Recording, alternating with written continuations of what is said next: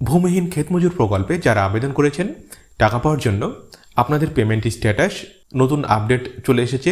আপনাদের নাম ভূমিহীন ক্ষেতমজুর প্রকল্পে উঠল কিনা বা পেমেন্ট স্ট্যাটাস বা টাকা পাবেন কিনা সেটা আপনারা খুবই সহজেই আপনাদের মোবাইল বা কম্পিউটার ল্যাপটপ থেকে চেক করে দেখে নিতে পারবেন।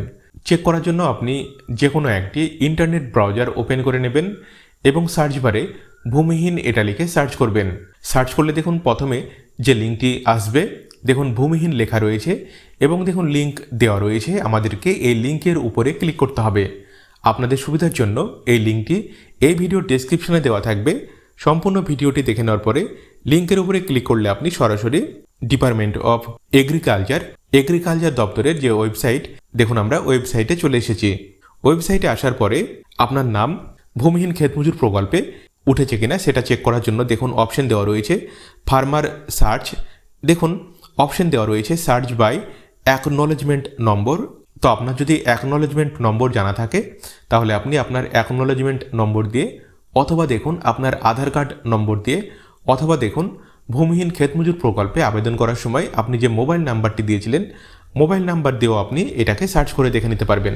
তো দেখুন এইখানে আমার মোবাইল নাম্বার আমি এন্টার করেছি এবং দেখুন সার্চ অপশন দেওয়া রয়েছে। আমাদেরকে এইখানে টাচ করতে হবে। টাচ করার সঙ্গে সঙ্গে দেখুন আমাদের অ্যাপ্লিকেশন স্ট্যাটাস দেখুন শো হয়েছে।